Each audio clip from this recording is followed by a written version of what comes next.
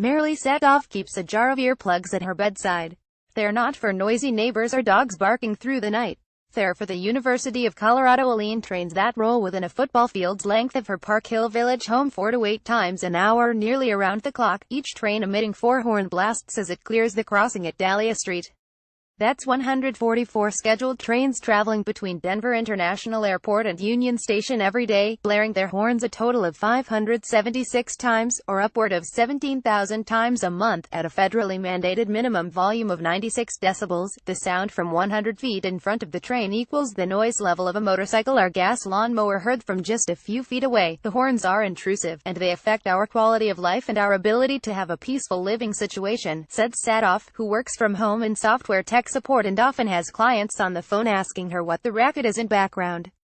I usually sit holding the TV remote so I can turn up the volume when the trains go through. Joe Amon, Denver Post Philia crossing guard stops traffic as an RTD train travels along the Aline in Aurora on March 17.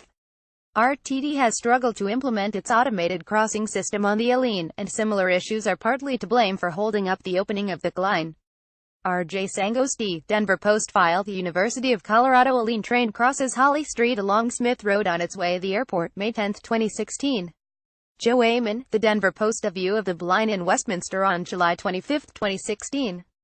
Hyung Chang, Denver Post file. On this August 2011 file photo, Devin Yamrose, Jesse Johnson, and Kevin Leonard break ground for what was then called the Gold Line in gold miners' outfit at Old Town Arvada. Now known as the Line, the line has been delayed yet again over concerns about crossing problems on the Aline that opened last year. Andy Cross. The Denver Post. Construction continues on July 13, 2016, on RTD's Westminster Station, which will run the blind commuter rail line from Westminster to Union Station. The official opening of the 6.2-mile line is scheduled for July 25, 2016, which will connect riders to the new University of Colorado Aline, several light rail connections and local and regional buses. R.J. Sangosti, The Denver Post. Riders wait to get on the University of Colorado Aline from Union Station to Denver International Airport, April 22, 2016. The line is 23 miles with 8 stations along the way. It's a situation the Aline's parent agency never intended and one the communities that touch the commuter line's 11 crossings never wanted. The plan originally called for quiet zones, crossings where horns aren't needed because of gates that safely rise and fall like clockwork.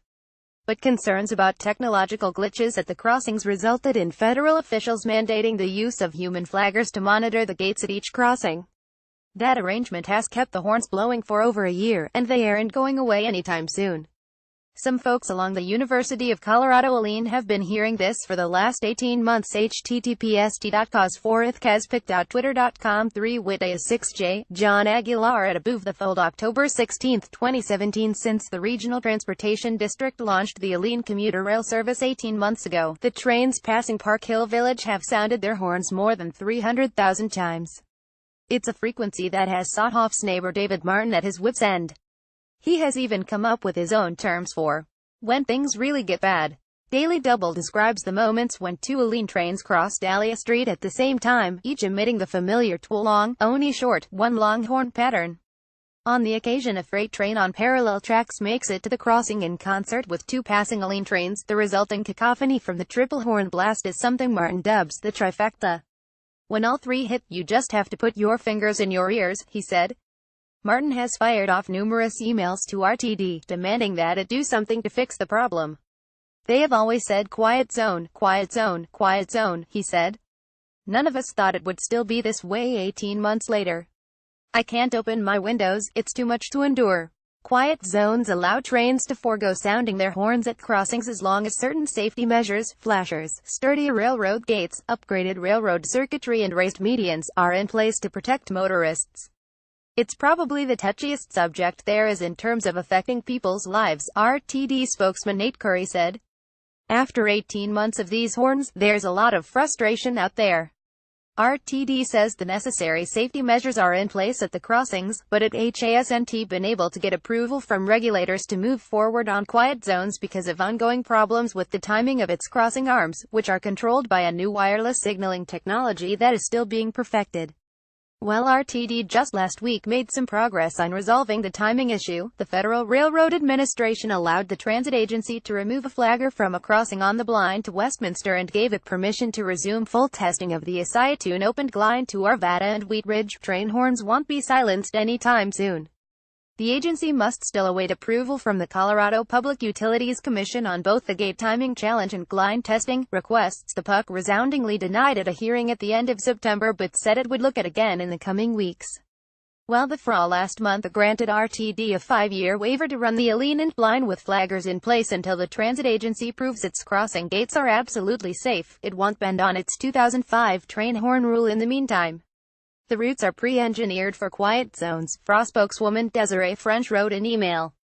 However, the issue of constant warning time that is still not perfected on this system is a barrier to quiet zone implementation presently. For Denver's DoubleTree Hotel on Quebec Street, directly north of the Aline tracks, the impact of the train's horns is evident in the notice it gives its guests. I can readily understand your disappointment with this noise disruption, General Manager Matthew Anderson tells guests in a letter obtained by the Post. We are all very disappointed that this great amenity for our city and our hotel has turned out to be such a disruption. DoubleTree officials didn't return messages to the Post, but according to the letter, the hotel provides earplugs for guests and offers box fans and white noise machines for background noise. It also points guests to a tranquility channel on TV that they can use to help neutralize the horn noise. A few Aline crossing to the west, in Denver's Elyria-Swansea neighborhood, Hector Ramirez also has trouble with horn noise at night. He has called a modest house at Steele Street and West 43rd Avenue home for 17 years, and the constant horn blasts of the last 18 months have made it hard to get good rest.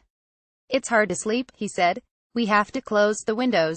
Ramirez's story is echoed up and down the 23-mile Aline, where passing trains have blasted their horns more than 3 million times at all 11 crossings since service started in April 2016.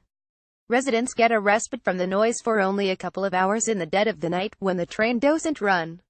Once RTD gets regulatory approval for its crossing gate situation, it's up to municipalities to apply for quiet zone status. Aurora and Denver say they have both filed a notice of intent to apply for the designation from the FRA but can't do anything further until federal and state officials give their blessing to RTD on crossing gate timing.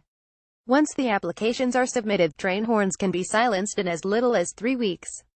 Whether everything is in place to get quiet zones activated by spring, when homeowners and businesses start to open their windows again, RTD won't make any guarantees.